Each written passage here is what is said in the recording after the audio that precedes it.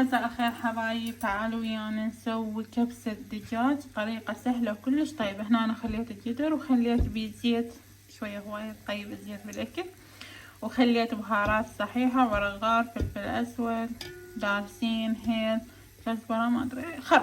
البهارات الصحيحة ايش عندكم ديروها. هسه راح نحمسها وبعدين نحمس البصل.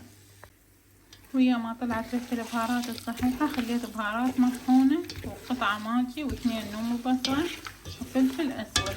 بهارات المطحونة حسب نوع البهارات اللي تحبوها، 7 بهارات، كاري، كركم، بهارات برياني، بهارات كبسة، بهارات 7 بهارات، كل شي ضفت شوية شوية. هنا أنا عندي كمية من البصل فرمتها بهاي الطريقة.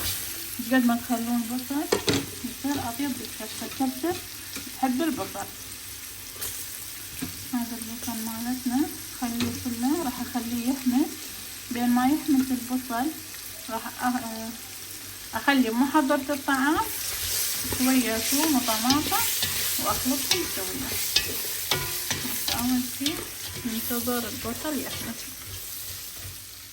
هاي كمية البصل، بس هسه هو راح يذبل، يعني راح تقل الكمية مالته شوية.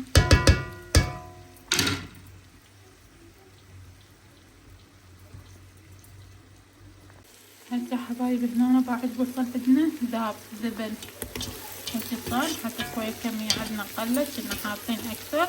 ريحة البهارات الصحيحة كلش طيبة طلعت. هنا برشة جزر راح اديره واحمس الجزر جزر وواحد فلفل اخضر.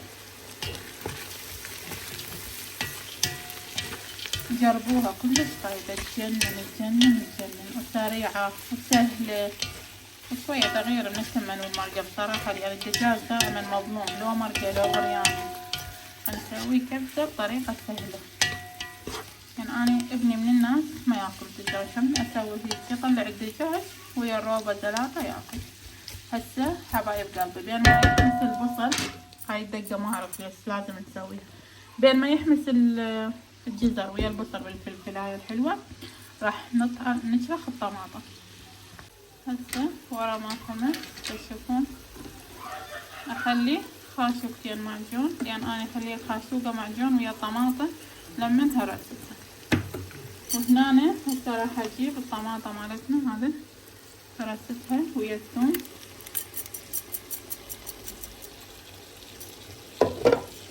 هنا راس ثوم كامل غسلته ونشفته. هسه اخبطهم كل زين لحد ما تحمس الطماطم. نضيف الدجاج.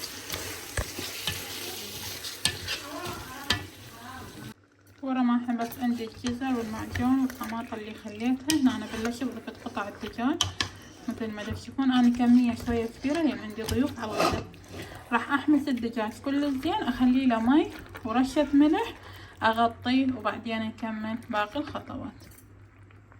هسه من صار لون الدجاج حمس كل زين، راح نضيف له المي ونغطيه على مود يستوي الدجاج، وبعدين نطلعه ونضيف السمن.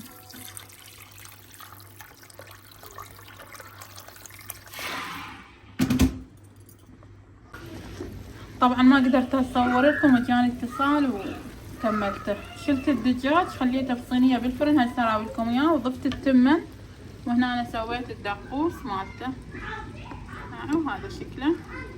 وهذا التمن نشف المي عليه. هسه راح نصيه يتهدر على مود يصير عندنا تمن نثري. هسه نصيه واراويكم الدجاج.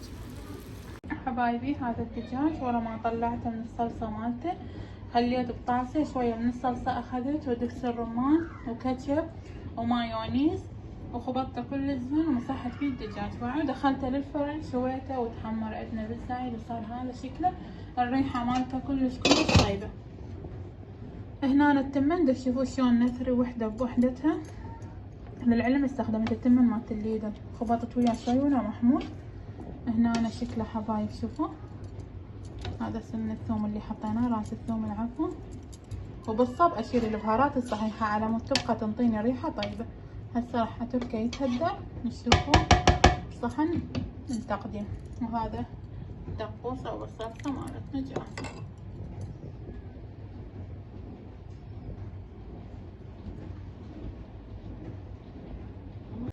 هذا حبايب شكله ورا ما صبيته بصحن التقديم.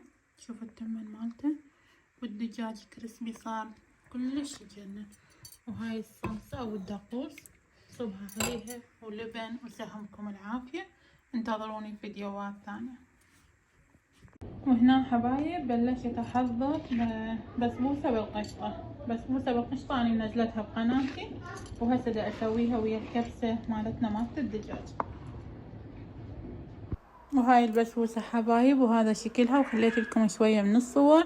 اتمنى لا تنسوني باللايك والاشتراك وتفعيل زر الجرس. لايكات حلوة مثل وجودكم بالقناة حبايب قلبي.